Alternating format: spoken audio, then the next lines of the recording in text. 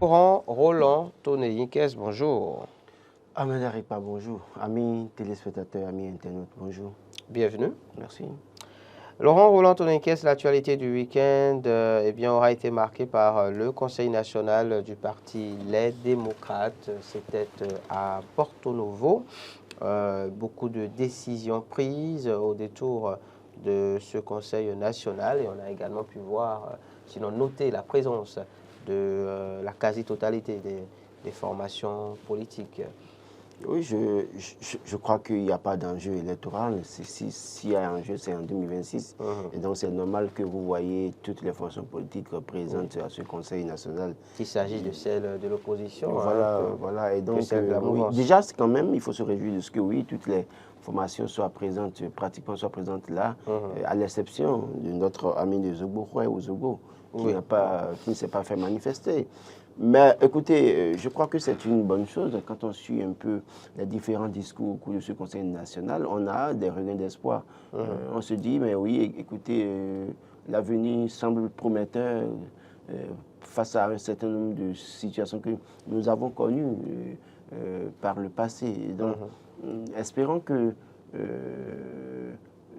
tel que ça a commencé maintenant et tel qu'on a pu voir les formations, même les formations politiques de la mouvance aux côtés de cette formation politique de l'opposition, espérons que ces formations politiques travaillent à ce que nous puissions aller vers les élections présidentielles de 2026 dans le calme, dans la quiétude, et que tout se passe dans la transparence et que ce soit des élections libres, inclusives notamment. C'est très important cet aspect de la chose. Il faut aussi se réjouir que oui, quand on suit les discours, quand on voit certaines expériences TB du parti mouvement pour l'éducation qui appelle à l'union au niveau de l'opposition. Oui, union, mais il va falloir faire très attention et ne pas dormir sur ses lauriers, être très éveillé, très attentif pour ne pas se faire tirer une balle dans les pattes ou pour ne pas se faire avoir. Donc, l'un dans l'autre, je pense que c'est un bon début. Et quand on regarde un peu les propositions du Parti des démocrates, et notamment pour le climat politique dans une certaine mesure et dans la perspective des élections générales de 2026, je crois que la mouvance, ceux qui sont au pouvoir, ont tout intérêt à prendre au sérieux ces propositions du Parti des démocrates. Parce que voulons-nous, nous voulons la paix dans notre pays. Au-delà de tout, nous voulons la paix et que la paix, en tout cas, que nous avons si chèrement acquise lors de la conférence nationale de 90, que cette paix soit toujours préservée. C'est le plus important. Laurent Roland Toneyikes sur le sujet, Dynamisme Info, écrit d'ailleurs ce matin, climat politique, élection générale de 2026, situation sociale et autres, les démocrates proposent des pistes. Et puis loin, Conseil national des démocrates, Porto Novo, le carrefour de l'entente au sein de l'opposition, pour faire très certainement, on va dire quoi, le lien avec la présence donc, de l'expérience TB, vous en parlez si bien, et le message, FCB aussi qui était là. Voilà, le message délivré notamment par Expérience TB qui, entre autres, a estimé pouvoir compter sur justement, disons, un ralliement des différentes forces de l'opposition, seul gage d'une véritable alternative en 2026 au pouvoir. Oui, je crois qu'on l'a toujours dit, c'est l'union, l'entente entre les opposants, c'est ce qui est souhaité. Mais est-ce que ça viendra de sitôt? Est-ce que les gens finiront par taire les divergences au sein de l'opposition, à se faire davantage confiance? Parce que n'oubliez pas que dans cette opposition dont on parle aujourd'hui, il y a des situations de trahison dans une certaine mesure. Il y a des situations où certaines formations politiques peuvent, à tort ou à raison, traiter de parti fait valoir dans une certaine mesure. Donc, dans ces conditions, est-ce que les gens se feront davantage confiance? C'est pas parce que Expérience TB a fait son message qu'au fond, les gens vont peut-être se taire, se laisser faire dans une certaine mesure. Parce que si vous appelez à l'union, il va falloir que, normalement, en fait, vous ayez aussi quelque chose à mettre dans la balance. Et quand je regarde les résultats du parti MPL tout dernièrement, quand je regarde les résultats du parti FCBE, qui, malheureusement, avec l'avènement du Parti des démocrates, a disparu, est-ce que les démocrates aujourd'hui ont tout été... Il n'a pas disparu, mais bon, a fait pied de figure. Oui, écoute, c'est une manière de parler. Aux dernières échéances électorales. qui n'a pas fait, en tout cas, une bonne impression. Voilà, qui n'a pas eu de bon score. Un bon score. Et donc, quand on regarde tout ça, parce que je me mets ensemble avec quelqu'un qui m'apporte un plus, qui me permet d'être plus fort. C'est ça. Mais si le parti Union Progressiste est allé vers le PRD pour que ce soit Union Progressiste Le Renouveau, c'est parce qu'on savait que, en fait, le PRD avait une certaine assise dans une région précise.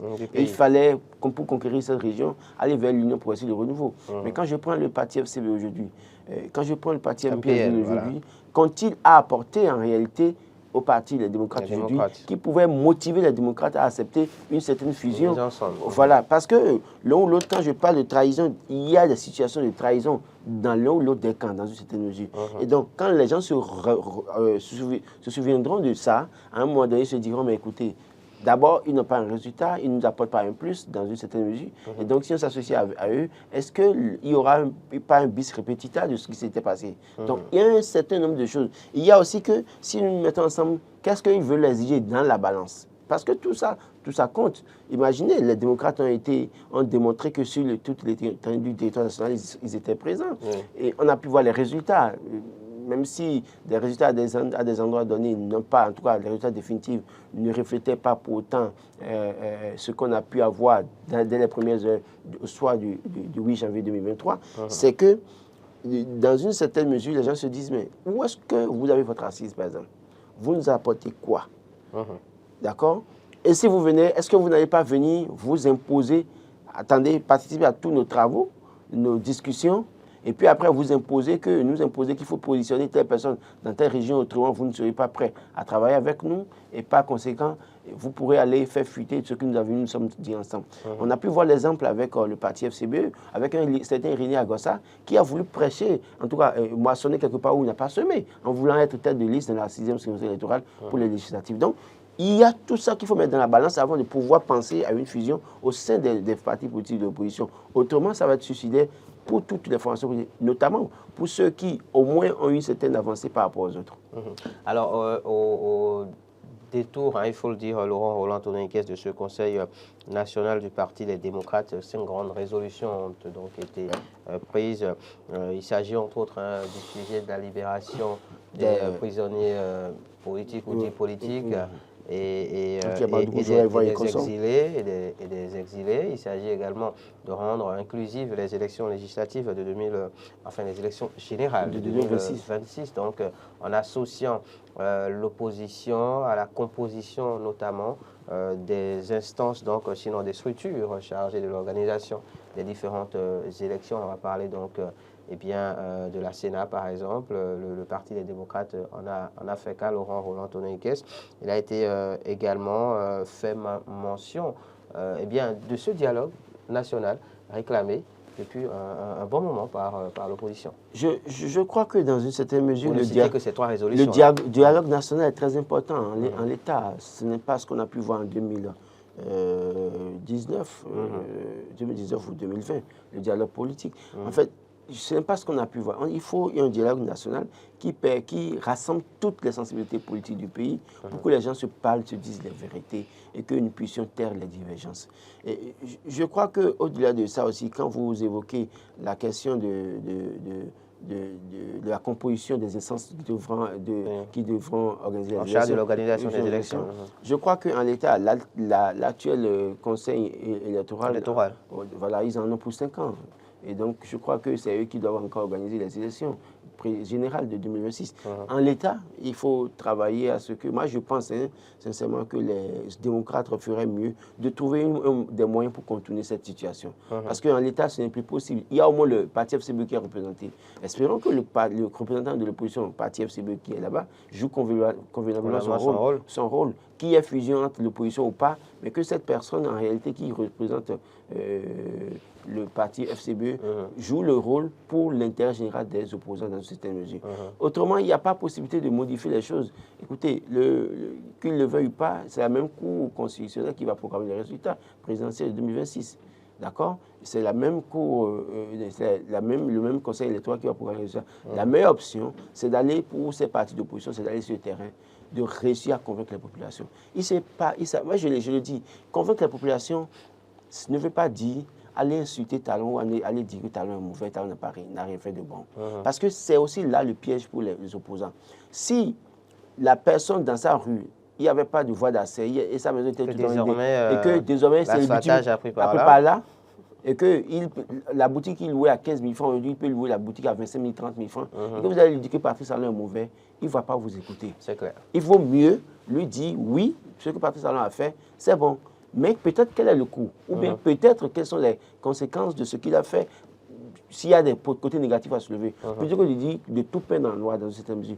Le vrai discours des opposants ne doit pas consister à dire Patrice Talon est mauvais. Patrice Talon a fait des choses de qualité dans ce pays, qu'on ne veuille pas. En tout cas, moi je le dis, je ne suis pas acteur politique, j'analyse en tout cas ce que je vois. Et je pense que si on doit être honnête envers nous-mêmes, et même quand on est opposant, on doit pouvoir reconnaître, il y a des gens qui sont opposants, mais dont les voies étaient inondées, ils ont été sous Boniaï, ils n'ont rien fait. Mais aujourd'hui, la voie qui mène chez eux, c'est bitumé aujourd'hui. Donc au moins, pour ça, il faut remercier le monsieur. Maintenant, on ne peut pas être d'accord sur les intrigues politiques. Ça, c'est un fait.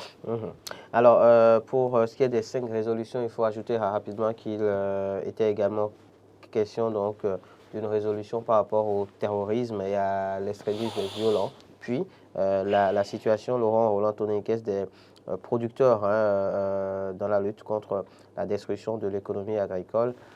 Voilà, autant de résolutions. Oui, donc, je crois que les démocrates avaient pris fait et cause pour les sojaculteurs à un moment donné. Et je crois que cette lutte continue.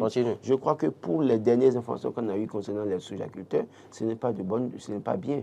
Et donc, il va falloir revoir la formule pour permettre à ces sojaculteurs de rentabiliser ce qu'ils ont fait. Investissement. Oui, parce qu'il y a des gens parmi eux qui ont fait des prêts au niveau des CELCAM. D'accord? Et qui ont été en difficulté. Des gens ont dû quitter fuir leur région. J'ai pu rencontrer au détour un soir un ancien ambassadeur du Bénin, en tout cas d'ailleurs même du gouvernement de la rupture, qui est de la partie septentrionale. Dans son village, il y a un monsieur qui a fait un prêt et qui, en réalité, n'étant plus en mesure de payer les prêts, de rembourser, a dû fuir. Et un jour, il est rentré notamment, les gens l'ont chopé. Pour vous dire quoi, c'est assez sérieux ce dont on parle. J'ai pu discuter avec ce sojaculteur qui avait 700 sacs de soja chez lui. Et qui a fait des prêts dans des institutions de microfinance. Qui a fait des prêts. Mais 700 sacs de soja. L'année passée, il avait vendu ça, le sac à 45 000 francs. Mais cette année, malheureusement, il devra vendre ça à 27 000 francs. Et dans les 27 000 francs, il doit payer 2 000 francs à l'État. Pratiquement la moitié. Et quand il paye, il va vendre ça à 27 000 francs. C'est qu'il faut attendre peut-être 1 semaine, 2 semaines avant d'être payé. D'accord? Dans le même temps, il y a une autre équipe parallèle sur le terrain qui vous propose de vous acheter le soja, le sac, à 23 000 francs payés cash. Wow. Donc, il y a des choses qui sont passées dans cette situation qui, en réalité... Il faut que l'État regarde de plus près ce qui se passe. Voilà. Et dans le même temps, l'État qui n'a pas peut-être pris la mesure de la situation, parce qu'aujourd'hui, la GDIZ, les magasins sont remplis de soja. Le marché qui est en construction, au niveau le marché de gros qui est en construction, au niveau de la voie... Oui, mais c'est rempli de soja. Et les camions stationnent peut-être 1 semaine, 2 semaines avant de décharger. Et ça, c'est des manques à gagner pour les transporteurs aussi. Donc, je crois que sur toute la chaîne, beaucoup de personnes ont des problèmes. Et donc, quand c'est comme ça, ça ne grandit pas le chef de l'État, ça ne grandit pas son gouvernement, ça ne le fait pas du bien. Parce qu'à un moment donné, toutes ces personnes sont des personnes frustrées en réalité, qui à un moment donné, à un moment ou un autre, c'est que vont vous faire payer ça. Donc, il va falloir trouver la formule pour ne pas faire souffrir les gens. Parce que je pense que ça, pour moi, c'est une partie de souffrance, une manière de faire souffrir les gens. Les gens qui sont chinés dans les champs, qui peut-être n'ont pas eu de subvention pour le soja, dans cette mesure, mais qui doivent céder le soja à un prix donné. Peut-être que le chef de l'État n'a pas toutes les informations, mais je crois qu'avec ce que je dis, c'est ceux qui l'aiment bien, qui sont proches de lui. S'ils me suivent, ils n'ont qu'à lui dire. Et j'ai aussi, s'ils veulent, j'ai des contacts à lui donner, ils n'ont qu'à aller faire des enquêtes sur le terrain.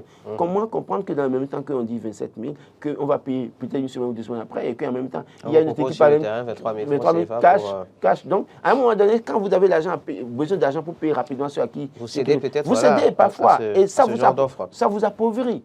Donc, c'est des choses à régler. D'accord. En tout cas, on retient essentiellement que ce Conseil national s'est tenu sous le thème défi des élections générales de 2026. Les militants au cœur de l'action, vous incitiez, Laurent, tout à l'heure, sur la place justement à accorder donc, aux militants en allant au contact du militant à la base.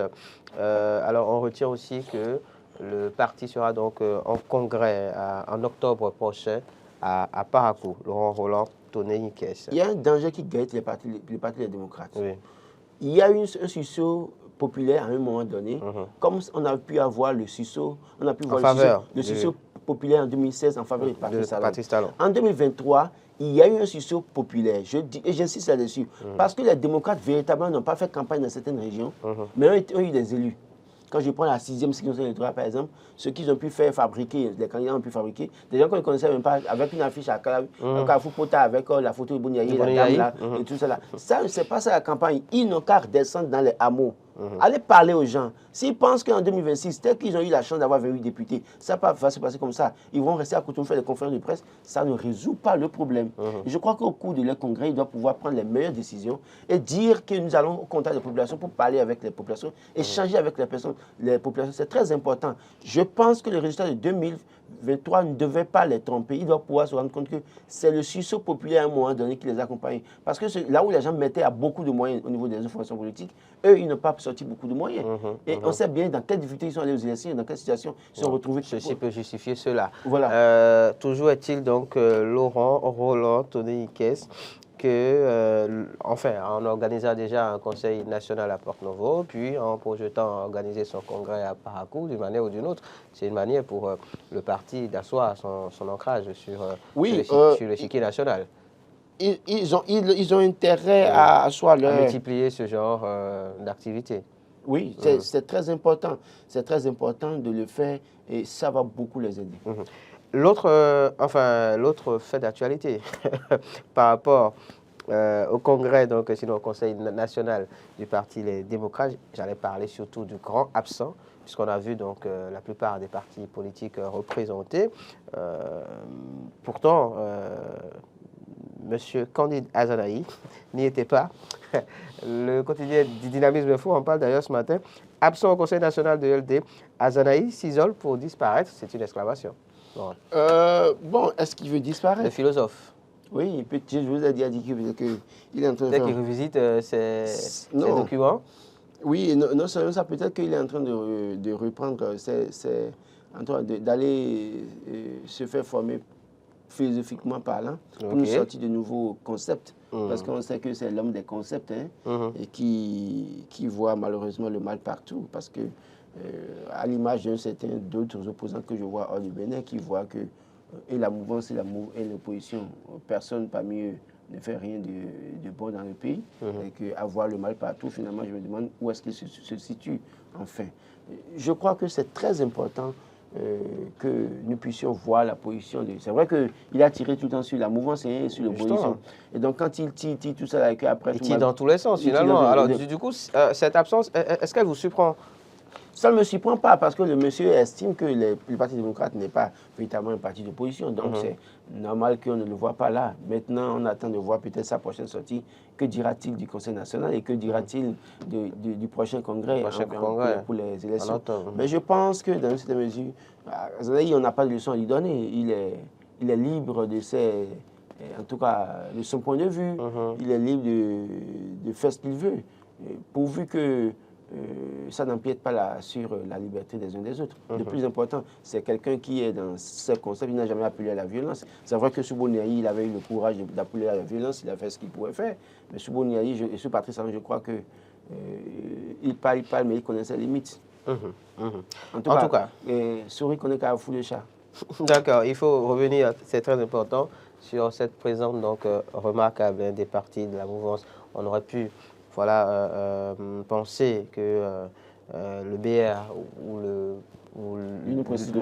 renouveau soit absent donc, lors de ces assises, mais non, toutes ces formations politiques étaient donc représentées. C'est la preuve qu'au-delà de tout, on est concerné par les questions d'intérêt général. C'est ce qu'on souhaite pour la classe politique.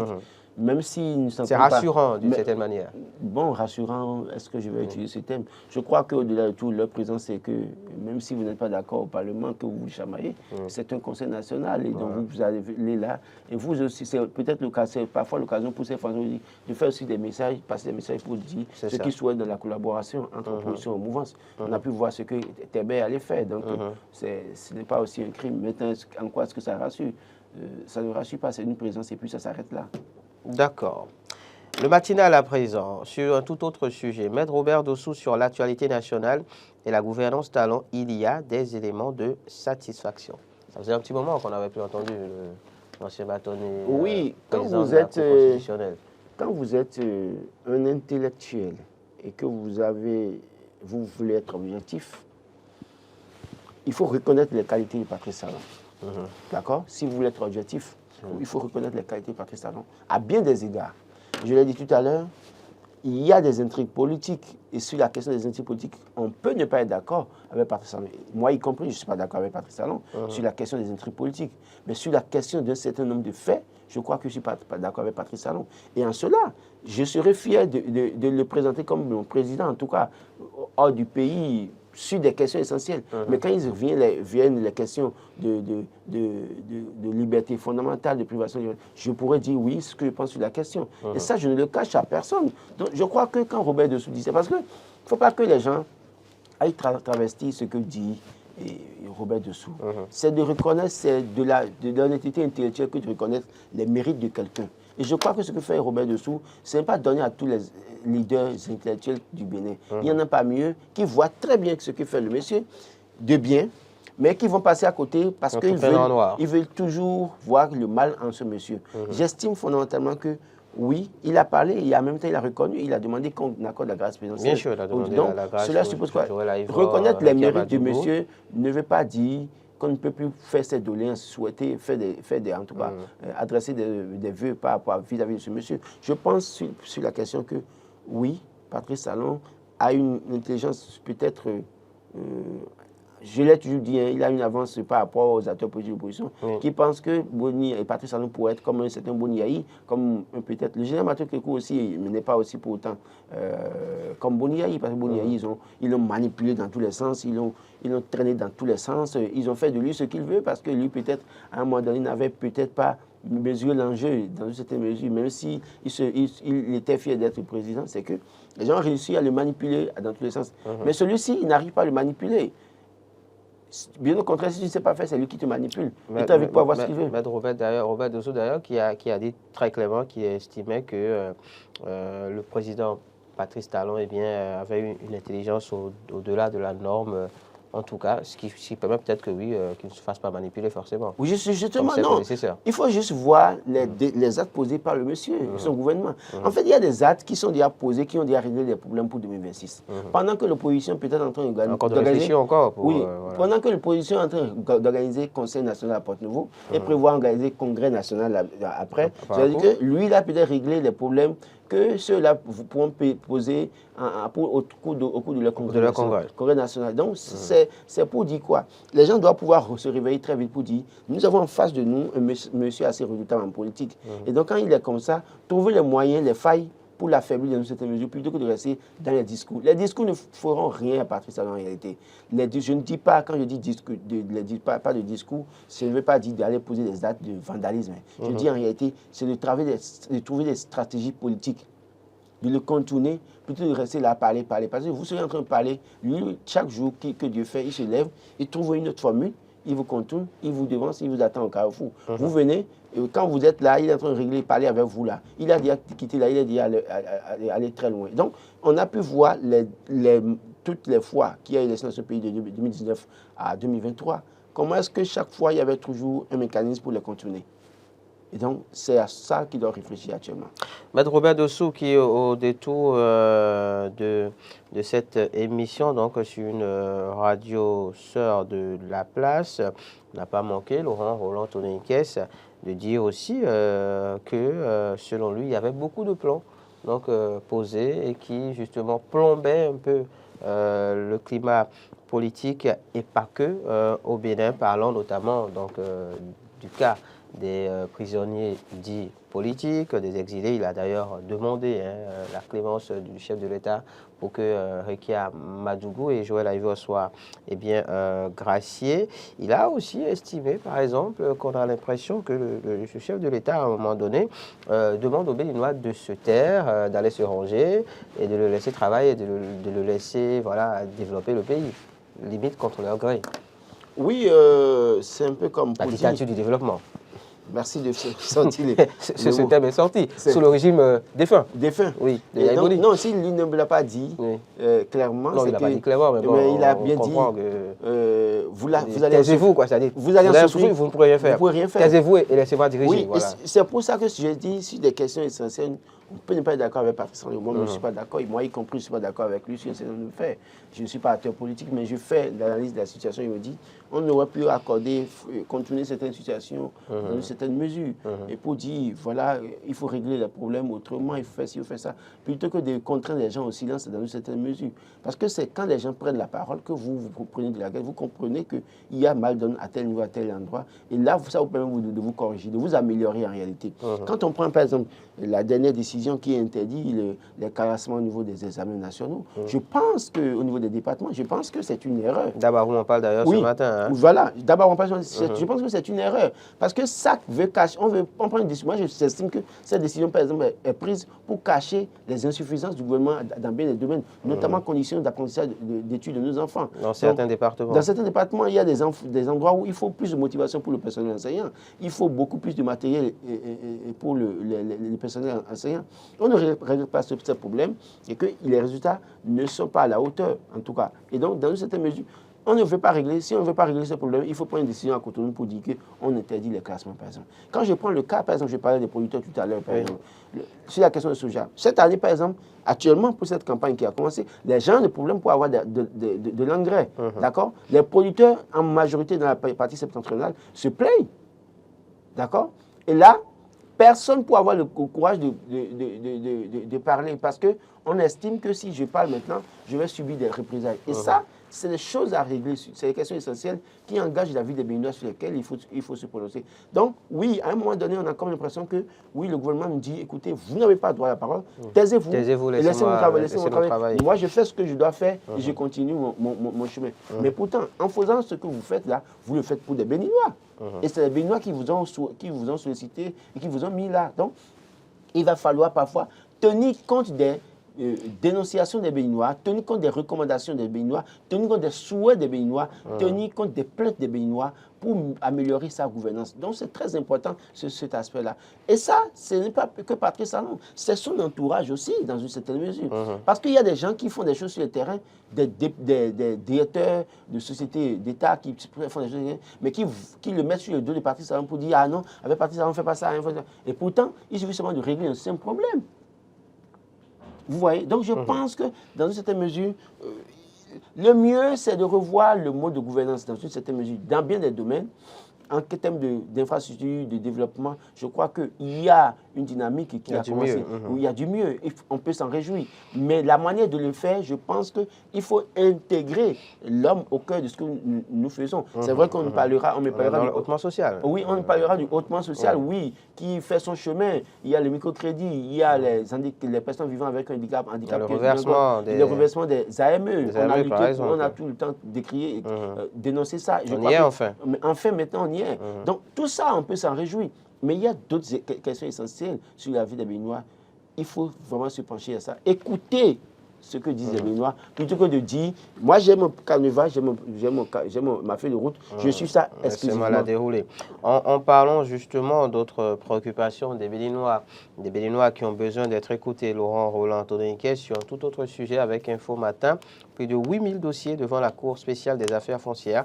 La terre, un véritable sujet de discorde au Bénin. Oui, la terre malheureusement était un sujet de discorde au Bénin. Et finalement, la terre finit par les avaler. Vanité des vanités, tout est vanité, je ne le dirai jamais assez. Non pas que je ne vais pas courir acheter des terres pour mes enfants, mais je pense que cette voracité à avoir tous les domaines dans ce pays, il y a des gens qui sont tout le temps au tribunal pour gagner des procès contre des familles, pour faire souffrir des familles. Je crois que ce n'est pas bien. J'ai connu un dossier il y a 5 ans ou 6 ans en arrière, où une famille avait hérité d'un domaine par une famille, je crois, dans les années 50.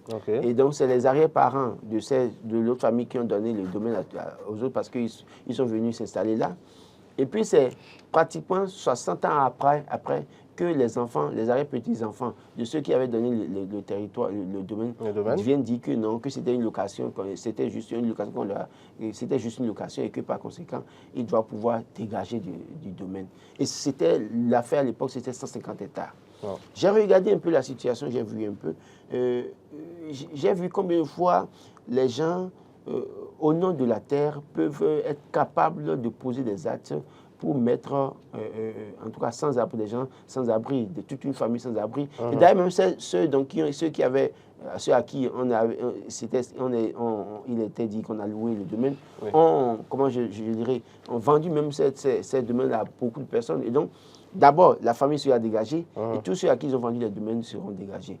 Et il y a ceux-là qui font des clubs dans leur famille, surtout car Abon-le-Clavier est une ville championne dans ceux dont je parle, c'est que une personne vous vend la parcelle et c'est un an après, ou 6 mois après, c'est un cousin ou une cousine qui vient dire qui débarque pour dire que c'est pas être informé, que c'est pour sa tante qui est décédée et qu'en réalité c'est la famille qui doit décider. Et ça, on vous prend le domaine si vous n'avez pas la possibilité de racheter chez cette personne-là. Donc il faut payer à nouveau. Il faut payer à nouveau. Il y a aussi les agences immobilières créées de toutes pièces un peu partout sur toute l'étendue du territoire national.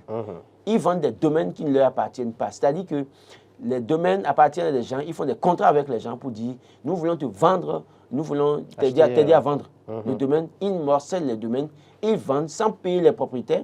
Et c'est quand les acquéreurs viennent maintenant pour commencer à construire que le vrai propriétaire surgit de nulle part pour dire « vous ne pouvez pas construire là parce que c'est mon domaine, je n'ai pas été payé ». Donc, c'est autant de choses qu'il faut régler. Et je crois que, écoutez, il y a des gens il suffit seulement que c'est comme si, on a pu voir cet ancien préfet ou bien sous-préfet de Cotonou qui, lui, ne respire que terre, quoi, parcelle et tout ça là. On a pu voir comment est-ce qu'il a fini. Aujourd'hui, il a dû se ranger, tout silencieux, il ne peut plus parler parce qu'on sait que dans la situation des 39 États à Abon-le-Clavier, dans une certaine mesure, il était abondamment cité, il a fait une crise au tribunal, il a disparu. Et là, maintenant, il est bien là, mais il ne parle plus parce qu'il sait qu'il ne peut pas parler. Parce qu'il s'il parle, les gens vont dire, écoutez, chopez-le en même temps, il faut qu'il vienne répondre. Parce que les autres sont en prison, d'autres sont condamnés à 5 ans, d'autres sont condamnés à 3 ans, d'autres ont fait 2 ans, sont déjà sortis. Mais lui, il ne parle, on ne le sent plus. Parce qu'il sait qu'il ne peut plus parler. Il sait très bien. Et à Cotonou, beaucoup de problèmes d'affaires domaniales ont appelé par le passé son nom. Donc, je crois que tout ça là, vous faites tout ça, et après, vous mourrez. On vous enterre dans moins de 3 mètres. C'est-à-dire, c'est juste comme ça, la poisson là, on creuse ça, on vous met dedans, on met du sable sur vous, c'est fini. Maintenant, vous n'êtes plus là pour voir ce qui se passe. Je crois qu'il faut limiter la voracité, cette voracité de certains citoyens à avoir tout pour eux. Toutes les parcelles. S'ils peuvent acheter Cotonou, ils vont acheter. S'ils peuvent acheter tout à Abon-le-Clavier, ils pourront le faire. Est-ce quoi? Pourquoi? Pour en faire quoi finalement? Un jour, laisser partir. Et d'ailleurs, même si vous ne savez pas faire, vos enfants même ne pourront pas hériter de tout ce que vous avez créé comme dégâts. C'est pas bien. Laurent Roland Tononiquès, avec Nord-Sud quotidien ce matin, marché moderne construit, bientôt l'occupation. Oui, les marchés sont construits depuis, c'est fermé. On a pu, les gens avaient pensé qu'au cours de la campagne pour les législatives, que les marchés seraient déjà, oui, et que ça pourrait donner un coup de main peut-être à la campagne. En campagne pour les législatives, ce qu'on n'a pas pu observer. Et puis, il paraît qu'après, j'ai appris que les bonnes dames et ceux qui devraient diriger, puisqu'il y avait une agence qui a été créée pour gérer ces marchés, qu'il y avait toujours des négociations autour du prix de cession des boutiques dans ces marchés, et que les gens ne s'entendaient pas, et donc aussi longtemps qu'ils ne vont pas s'entendre, que ce n'était pas évident que ça commence.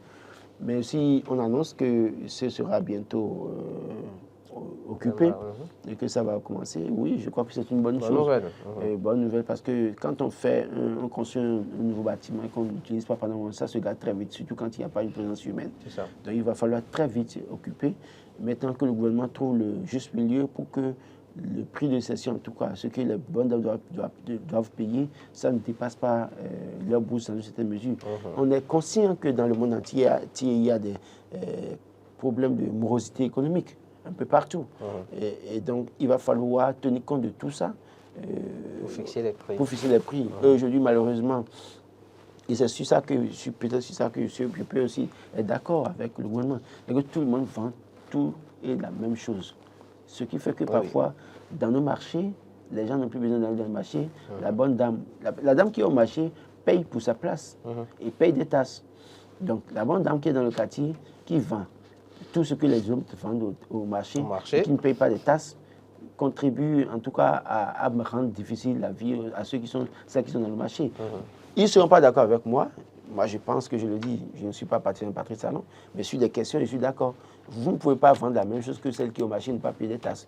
Il va falloir voir celles qui ont de grands étalages et qui vendent les mêmes sur le marché là. Aller passer chez elles aussi pour qu'elles payent les tasses. Elles commencent par payer les tasses. C'est tout simple. Hein. Elles peuvent ne pas être d'accord avec moi, mais moi, c'est mon avis. Allez, cette information pour tous les candidats au baccalauréat session de juin 2023, les relevés de notes donc, qui vont commencer par être distribués aujourd'hui et demain notamment. Donc, que les uns et les autres fassent ce qu'il y a à faire en ce sens. Pour finir, Laurent, très rapidement, collaboration bilatérale, redynamisation d'AIB Info, titre ce matin, redynamisation de la collaboration entre la douane béninoise et nigériane. Le DG Adewale du Nigeria en visite de travail à Cotonou. Il s'agit du nouveau directeur général de la douane nommé par Bola Ahmed Tinubu. Oui, je crois que c'est très important parce que si on a pu observer que les frontières du côté du Nigeria sont ouvertes et que les activités peuvent aller très bien, je crois qu'il va falloir travailler pour une synergisation entre la douane du Bénin et la douane du Nigeria. Parce que s'il n'y a pas de synergisation, des choses peuvent se passer à un moment donné. Ça peut toujours aussi amener des tensions, des situations de conflit. Donc, il vaut mieux que les deux parties se rencontrent, que le Nigeria mette sur la table ses attentes dans cette mesure et que le Bénin en fasse de même. Donc, c'est à ces seules conditions que tout peut aller très bien. Je crois que c'est une bonne chose. Il faut s'en féliciter et estimer qu'au-delà de cette rencontre, que d'autres mesures soient prises pour sécuriser davantage nos populations des deux côtés et aussi sécuriser les transactions parce que c'est le plus important. Les marchandises qui doivent quitter le Nigeria pour le Bénin, que nous puissions trouver un moyen pour ne pas toujours faire du mal aux opérateurs économiques. En tout cas, les relations entre le Bénin et le Nigeria qui vraisemblablement se portent, on va dire, très bien, puisque le président nigérien Bola Ahmed Tinubu est également attendu à Cotonou dans le cadre des festivités du 1er août. On en reparlera. Merci à vous, Laurent Roland. C'est moi.